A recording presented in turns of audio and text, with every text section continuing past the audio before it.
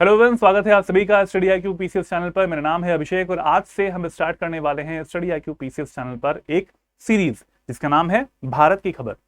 इस सीरीज में हम सारे ही स्टेट्स के जितने भी न्यूज हैं, जितनी भी करंट अफेयर्स की चीजें हैं वो कवर करने वाले हैं, जो कि आपके अपकमिंग एग्जामिनेशंस के लिए, चाहे आप किसी भी स्टेट से बिलोंग कर रहे हो, सभी के लिए ये चीज बहुत ही इंपॉर्टेंट रहती है। आप जानते हैं कि जितने भी एग्जामिनेशंस होंगे स्टेट पीसीएस के, चाहे वो वनडे एग्जामिनेशन हो, सब में ऐसी चीजें पूछी जाती हैं। तो आज हम बिना देरी किए हुए पहले दिन में हम कवर करने वाले हैं कुछ इंपॉर्टेंट करंट अफेयर्स की चीजें। आपके सामने इनके कुछ टाइटल लिखे हुए हैं। बैसिलस सबटिलिस के बारे में लिखा है, किस राज्य का ये स्टेट माइक्रोब बना है।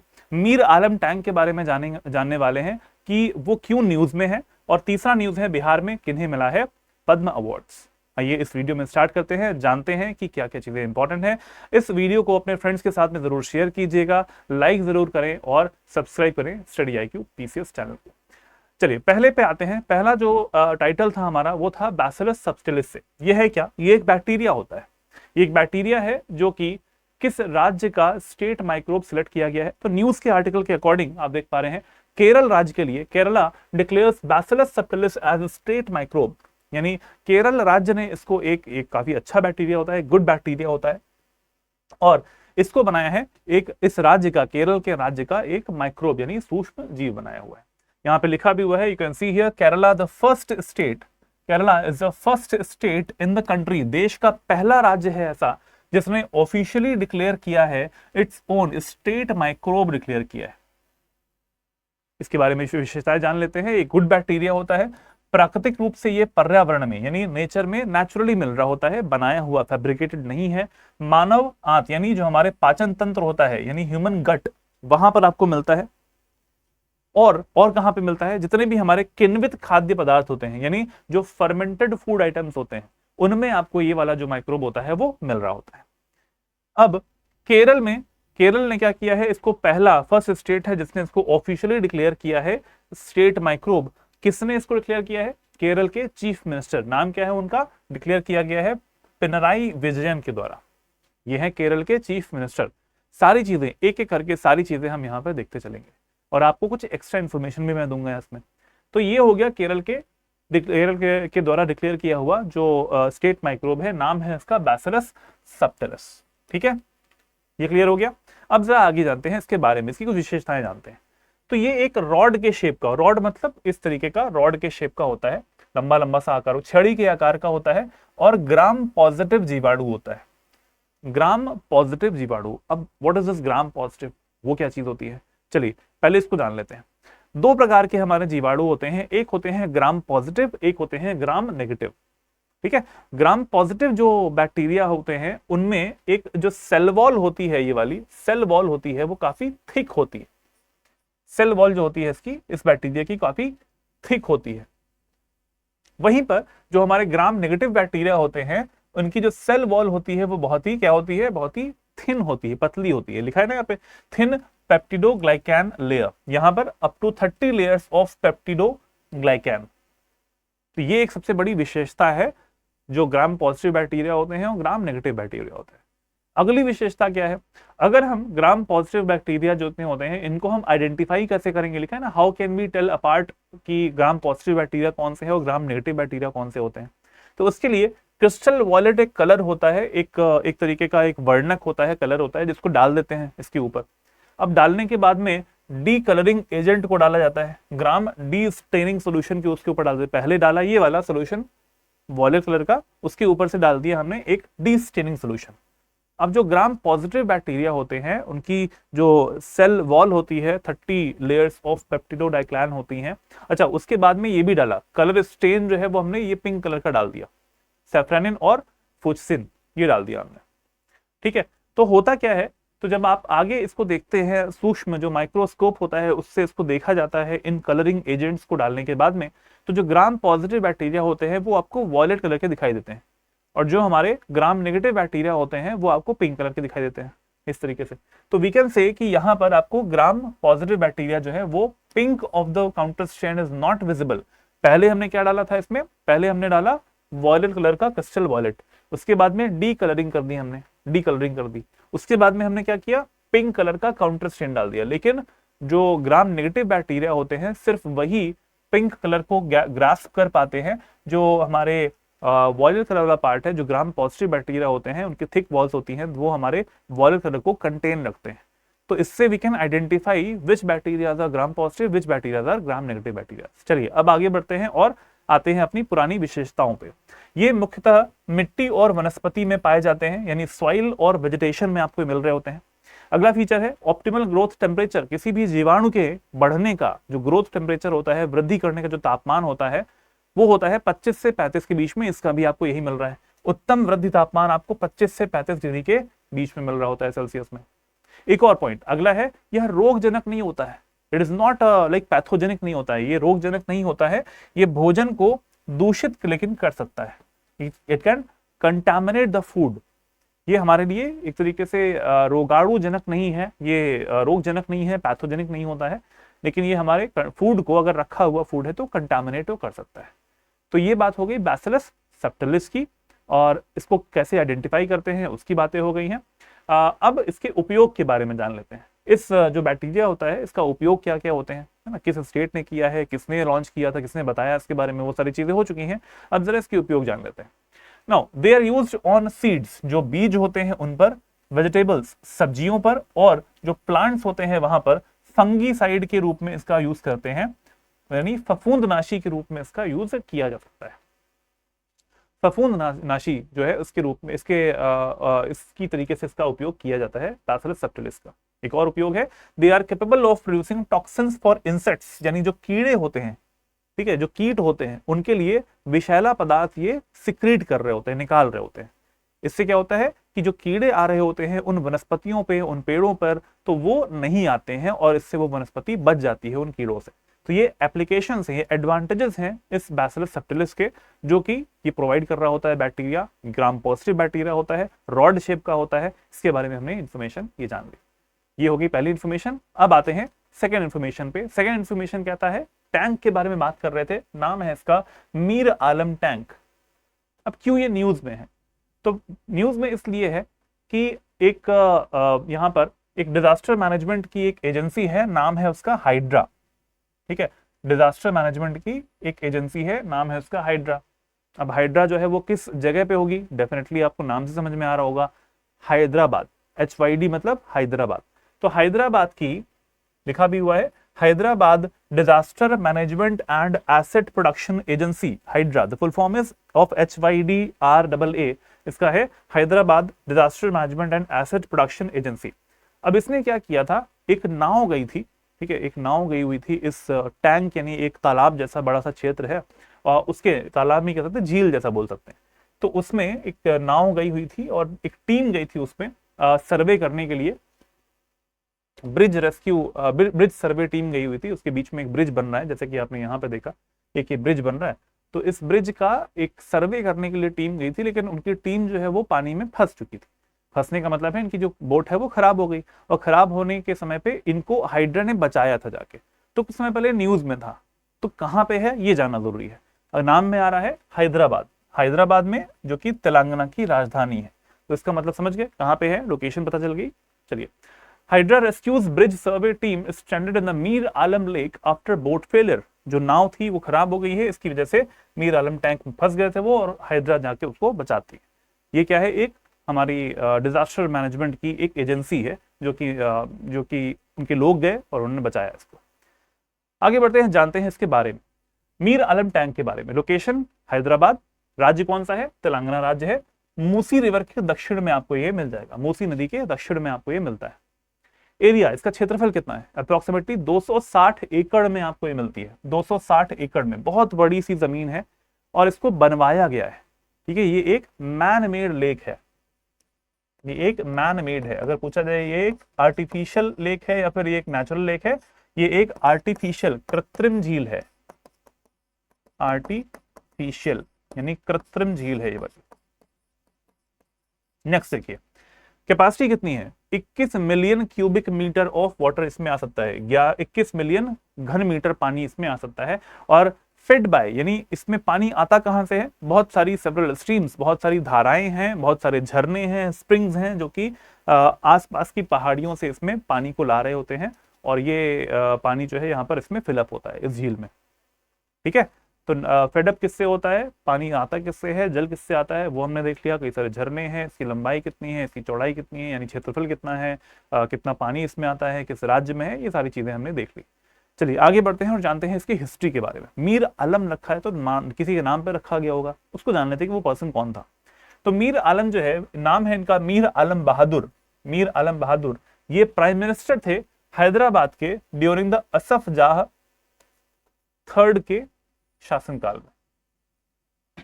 असफ जाह तृतीय जो कि हैदराबाद के तृतीय निजाम थे, थर्ड निजाम थे, इनके शासनकाल में हैदराबाद के प्रधानमंत्री थे कौन, मीर आलम बहादुर।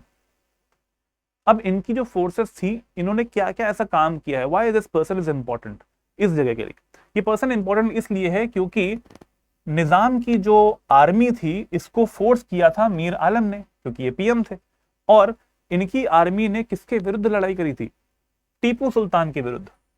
इनकी आर्मी ने टीपू सुल्तान के विरुद्ध लड़ाई करी थी और जीता भी था। श्रीरंगपट्टनम वाली जो युद्ध हुआ था, इसमें मीर आलम ने श्रीरंगपट्टनम वाली जो युद्ध हुआ था टीपू सुल्तान के साथ में, तो वो जीता है। वहां से बहुत सारा जो वॉर बूटी होती है वो जीत के भी लाए हैं, और उसके बाद में पराजित करने के बाद में श्रीरंगपट्टनम से प्राप्त जो खजाना था, ठीक है, जो वॉर बूटी मिलती है, इससे इस झील का निर्माण करवाया गया।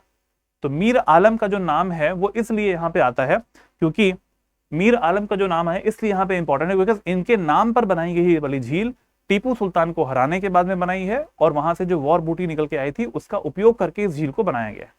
ठीक है, ये बात हो गया। हाइड्रा का फुल फॉर्म आपको पता ही है, Hyderabad disaster response and asset production agency इसका नाम हो जाता है।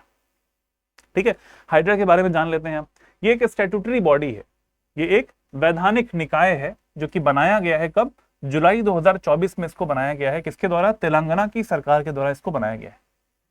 तेलंगाना की सरकार के द्वारा इसको बनाया गया है। नेक्स्ट पॉइंट आता है इसमें, इसका एम क्या है, इसका उद्देश्य क्या है हाइड्रा का। जैसे कि आपने देखा, एक बोट अगर नहीं चल पा रही है तो डिजास्टर मैनेजमेंट और एसेट प्रोडक्शन एजेंसी के तौर पर इसका काम क्या है, सार्वजनिक संपत्तियों की रक्षा करना, जो हमारे पब्लिक एसेट्स होते हैं इसको प्रोडक्शन करना, डिजास्टर्स के समय पे मैनेज करना यानी आपदा प्रबंधन करना, और हैदराबाद महानगर क्षेत्र में अतिक्रमण को हटाना। तो ये सब इसके काम है। जो हमारे यहाँ पर मेट्रोपॉलिटन एरिया है, वहां पर कोई भी जगह पे अगर इंक्रोचमेंट होता है, कोई भी जगह पर अगर अतिक्रमण होता है, तो उसको समाप्त करना, एंड करना, इसका काम होता है हाइड्रा का। तो ये बात हो गई हमारे आज के सेकेंड जो न्यूज है इसकी। अब आते हैं थर्ड पे। थर्ड न्यूज हमारी कहती है 3 from Bihar among the Padma Shri awards, यानी पद्म अवार्ड्स जो अभी 26 जनवरी गणतंत्र दिवस के समय पे दिए जाते हैं, इसको नॉमिनेट किया जाता है, नॉमिनेट होके इनको दिया भी गया है। तो पद्मश्री अवार्ड्स दिए गए हैं इस बार।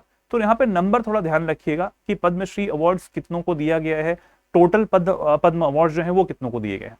तो 3 प्रकार के पद्म अवार्ड्स होते हैं, आपके सामने लिखा है। पहला है, ये जो फोटो बनी है ये है पद्म विभूषण की। विभूषण जो होता है वो सबसे टॉप क्लास का, सबसे नंबर 1 का, फर्स्ट कैटेगरी। सेकंड नंबर पे आता है पद्म भूषण, और थर्ड वाले नंबर पे आता है पद्मश्री। ठीक है, तो 3 प्रकार के पद्म अवार्ड्स हैं जो कि दिए जाते हैं। पद्म विभूषण बहुत ही कम लोगों को दिया जाएगा, पद्म भूषण कुछ ज्यादा लोगों को दिया जाएगा, पद्मश्री कई सारे लोगों को दिया जाता है। आइए जरा आप नंबर देख लेते हैं। तो देखिए यहां पर टोटल मिला के 131 हस्तियों को, टोटल मिला के 131 लोगों को यहां पर पद्म अवार्ड्स में 77वें गणतंत्र दिवस के समय पे 2026 में के समय पे पद्म पुरस्कारों से सम्मानित किया गया। इनमें से बिहार के कौन कौन से लोग हैं, इनमें से देखिए, ध्यान देखिएगा, पद्म विभूषण में आपको 5 लोगों को ही सिर्फ पद्म विभूषण दिया गया है। राष्ट्रपति द्रौपदी मुर्मू जी द्वारा 5 लोगों को पद्म विभूषण दिया गया है। उसके बाद में 13 लोगों को, 13 लोग ऐसे हैं जिन्हें पद्म भूषण दिया गया है। लेकिन बिहार के जो लोग आते हैं जिन्हें 3 लोगों को मिला है, उन्हें मिला है पद्मश्री ही। तो टोटल मिला के 113 लोग जो हैं उनको पद्मश्री पुरस्कार दिया गया है, और कुल मिला के जो संख्या हो जाती है वो 131 हो जाती है। 113 लोगों को तो ये पद्मश्री दिया गया है, उनमें से 3 लोग बिहार से आते हैं। ठीक है, 3 प्रकार के अवार्ड्स हैं। सिविलियन अवार्ड्स होते हैं वाले, टॉप क्लास का होता है, सबसे पहले नंबर का आता है पद्म विभूषण, फिर होता है पद्म भूषण, फिर आते हैं पद्मश्री। सबसे ज्यादा संख्या किसकी होती है, पद्मश्री की होती है। आगे बढ़ते हैं, अब जानते हैं कि इस बार 2026 में कितनी महिलाओं को मिला है, कितने लोगों को पोस्टमसली यानी मरणोपरांत मिला है, और कितने यहाँ पर इंटरनेशनल अवार्डीज हैं, यानी कुछ अंतरराष्ट्रीय लोग जो होते हैं उन्हें भी मिला हुआ है। तो टोटल मिला के कितने थे 131। उन 131 अवार्ड्स में से 19 अवार्ड जो हैं वो वुमेन को मिले, यानी पद्म अवार्ड जो है 131 में से 19 जो है वो महिलाओं को दिए गए हैं। 16 ऐसे हैं जो कि मरणोपरांत, मृत्यु के बाद में मिले हैं, पॉस्टमसली मिले हैं, और 6 ऐसे हैं जो कि इंटरनेशनल अवार्डीज को दिए गए, अंतर्राष्ट्रीय स्तर पे, कला के स्तर पे दिया जा सकता है, या फिर किसी साइंटिफिक डेवलपमेंट के तौर पे दिया सकता है, इंजीनियरिंग में दिया सकता है। बहुत सारी विधाएं होती हैं, बहुत सारे सब्जेक्ट्स होते हैं जिनमें दिया जाता है। तो ये नंबर याद रखिएगा, 19 वुमेन है, 16 पॉस्टमस ऑनर्स हैं एंड 6 इसमें इंटरनेशनल अवार्डीज। आते हैं बिहार के ऊपर। बिहार में पद्म श्री किनको किनको मिला है? पहला नाम आता है भरत सिंह भारती का। आप सामने देख पा रहे होंगे भरत सिंह भारती की फोटो है। अब ये भरत सिंह भारती ये क्या करते हैं? कला के क्षेत्र में इनको दिया गया है। लोक संगीत, भोजपुरी लोक संगीत की लंबी साधना को मिला पद्मश्री सम्मान। नाम क्या है? भरत सिंह भारती। करीब 7 दशकों से भोजपुरी लोक संगीत को साधते आ रहे हैं भरत सिंह भारती। इनको पद्मश्री से सम्मानित किया गया है। पूर्वी गायन की व्याकरण रचना से लेकर लोक संगीत की शुद्ध परंपरा को बचाए रखने तक उनकी यात्रा लोकप्रियता से दूर एक सतत सांस्कृतिक साधना की कहानी है। तो आपको अगर पूछा जाए कि किस विधा में दिया गया है, तो इन्हें कला की श्रेणी में दिया गया है। श्रेणी कौन सी है? कला की, आर्ट की श्रेणी में इन्हें दिया गया है। भरत सिंह भारती भोजपुरी लोक संगीत के गायक। अगला नाम आता है हमारा विश्व बंधु का। विश्व बंधु ये किस लिए फेमस थे? इन्हें भी आर्ट में यानी कला की श्रेणी में इन्हें भी दिया गया है, और नृत्य कला, डांस फॉर्म जो है इसके लिए इन्हें दिया गया है। डांस फॉर्म आपके सामने फोटो भी है, डांस करते हुए, काफी रिनाउंड डांसर के तौर पर इनका नाम फेमस भी है। विश्व बंधु पद्मश्री से अवार्ड दिया गया है। अगले आते हैं हमारे गोपाल जी त्रिवेदी। फोटो आपके सामने है, गोपाल जी त्रिवेदी, जिन्होंने बिहार में लीची और मखाना खेती में क्रांतिकारी परिवर्तन लाए थे। लीची और मखाना, एग्रीकल्चरिस्ट, यानी एक तरीके से प्रख्यात ये कृषि वैज्ञानिक है, देखिए लिखा भी है, प्रख्यात कृषि वैज्ञानिक और बागवानी विशेषज्ञ गोपाल जी त्रिवेदी को कृषि के क्षेत्र में, एग्रीकल्चर के क्षेत्र में सबसे उनके क्रांतिकारी योगदान के लिए उन्हें पद्मश्री से सम्मानित किया गया है, नवाजा गया है। बिहार के उन दूरदर्शी विशेषज्ञों में शुमार है जिन्होंने पारंपरिक खेती को आधुनिक और वैज्ञानिक खेती का आधार दिया था। डॉक्टर त्रिवेदी को मुख्य रूप से लीची के पुराने बगीचों में कैनोपी मैनेजमेंट, अगर आपसे पूछा जाए कैनोपी मैनेजमेंट, क्योंकि ये अब एग्जाम में आ सकता है, रेजुविनेशन कैनोपी मैनेजमेंट, ये काम जो है आप ध्यान से इसको देखिएगा, ये वाला चीज जरूरी है। रेजुविनेशन कैनोपी मैनेजमेंट का जो पार्ट है वो लीची के पुराने बगीचों की तकनीक को अपनाने और उसे लोकप्रिय बनाने वाले पहले वैज्ञानिकों में गिना जाता है। पुराने पेड़ों की उत्पादकता में भारी सुधार भी हुआ था। उनके प्रयासों से न केवल लीची किसानों की आय दोगुनी हुई थी, बल्कि उन्होंने राज्य में जल जमाव वाले जो क्षेत्र हैं वहां पर सदुपयोग करके मखाना और सिंघाड़ा भी उन्होंने उगाना स्टार्ट करवाया किसानों को। तो इससे जो doubling of the farmers income, यानी जो आय है किसानों की, वो बढ़ाने का भी प्रयास किया गया। साथ में शीतकालीन मक्का यानी विंटर में मेज की खेती कर पाए हमारे किसान, जिससे कि हमारा बिहार जो राज्य है वो मक्के की खेती में काफी अग्रणी राज्य के तौर पर सामने भी आ पाया है, अत्यंत महत्वपूर्ण भी रहा है। तो शीतकालीन जो सत्र में मक्का की खेती की जा सके, ये भी उन्होंने स्टार्ट करवाया था, जिससे बिहार आज मक्का उत्पादन में अग्रणी राज्य बन के उभरा भी है। उनका सम्मान बिहार की कृषि क्रांति और उन्नत किसान नेतृत्व की एक बड़ी जीत भी है। तो आज हम देख पा रहे हैं कि 3 नाम आपके सामने थे। पहला नाम हमने देखा यहाँ पर भरत सिंह भारती का, दूसरा नाम आता है विश्व बंधु का डांस फॉर्म में, तीसरा आते हैं एग्रीकल्चरिस्ट गोपाल जी त्रिवेदी। इन्हें दिया गया है पद्मश्री अवार्ड्स। आज के इस वीडियो में हमने कवर की हैं 3 न्यूज। सबसे पहली न्यूज थी बैसिलस सबटिलिस से, दूसरी थी आलम टैंक से, मीर आलम टैंक से, और तीसरी आती है बिहार में पद्मश्री अवार्ड से। चलिए आज के लिए इतना ही इस वीडियो में। अगर आप आरंभ 18.0 फाउंडेशन बैच का हिस्सा बनना चाहते हैं, जो कि एक फाउंडेशन का बैच है जिसमें प्री, मेंस और इंटरव्यू की तैयारी की जाती है, करवाई जाती है, अभी भी इसमें एडमिशन चल रहा है और सेल को एक्सटेंड कर दिया गया है, रिपब्लिक डे सेल को। पहले 27 जनवरी तक ही सेल थी, अब इसको 31 जनवरी तक एक्सटेंड कर दिया गया है और इसमें मिल रहे हैं आपको 77% के डिस्काउंट्स। अगर आप मेरा कोड AKS लाइव लगाते हैं तो आपको मैक्सिमम डिस्काउंट्स के साथ साथ यहाँ पर बहुत मैक्सिमम ऑफर्स भी मिल जाते हैं। और जैसे गोल्ड बैच आपको मिलता है इसमें 2 साल की वैलिडिटी वाला, और प्लैटिनम बैच 4 साल की वैलिडिटी वाला मिलता है। गोल्ड बैच आपको 8,999 का और प्लैटिनम बैच 15,999 का मिल जाएगा। ये गोल्ड एंड प्लैटिनम क्या चीजें हैं? 2 प्रकार के बैचेस हैं। गोल्ड बैच एक हमारा ये लिमिटेड अमाउंट का है, यानी यहाँ पे फीचर्स आपको ऐसे मिलेंगे जैसे कि लाइव क्लासेस हैं, मेंटरशिप है, डेली आंसर राइटिंग है, कंटेंट मिल जाएगा। लेकिन यहाँ पर फीचर्स लिमिटेड है। यहाँ पर जो प्लैटिनम बैच है ये 4 साल की वैलिडिटी वाला है, एडवांस फीचर्स मिल रहे होते हैं। यहाँ पर आपको टीचर्स का गाइडेंस भी मिल जाएगा, फैकल्टी ओरिएंटेड मेंटरशिप भी मिलती है और अलग से मेंटर भी रहते हैं। कंटेंट भी आपको प्रोवाइड होगा इसमें हिंदी इंग्लिश में, और मैगजीन्स में स्टेट स्पेसिफिक करंट अफेयर्स सब कुछ चीज़ें आपको यहाँ पर मिलती हैं। चाहे आप यूपी से बिलोंग करें, बिहार, मध्य प्रदेश, उड़ीसा, वेस्ट बंगाल, असम, पंजाब, हरियाणा या फिर जम्मू कश्मीर, जितने स्टेट्स स्टडी IQ कवर कर रहा है, झारखंड भी इसमें आ जाता है। तो अगर आप लेना चाहते हैं, पार्टिसिपेट करना चाहते हैं आरंभ 18.0 में, तो जरूर जुड़ें। उत्तराखंड भी इसमें कवर करने लग गया है अब तो स्टडी IQ, तो बिल्कुल भी देरी मत कीजिए, इसका पार्टिसिपेट कीजिए। और एक नंबर है 76400300, इस नंबर पे कॉल करके भी आप ले सकते हैं एडमिशन। इसके अलावा इस वीडियो के डिस्क्रिप्शन बॉक्स में आपको लिंक मिल जाएगा, उस पर भी क्लिक करके वेबसाइट पे जाके कोर्स को ले सकते हैं। और बिल्कुल भी देरी मत कीजिएगा, 31 जनवरी तक ही ये सेल रहने वाली है, उसके बाद में प्राइसेस बढ़ जाने वाले हैं। अगर आप हमारे ऑफिशियल टेलीग्राम चैनल को ज्वाइन करना चाहते हैं तो PCS सारथी नाम से आता है, इस QR कोड को स्कैन करके भी आप जुड़ सकते हैं। ये है मेरा Telegram channel learn and grow with Abhishek. इसके अलावा ये है मेरी ईमेल ID abhishek.singh@studiiq.com, यहाँ पे भी आप जुड़ें और मुझसे आप कभी भी कोई भी क्वेश्चन पूछना है तो पूछ सकते हैं, कोई भी कंटेंट चाहिए तो आप मांग सकते हैं।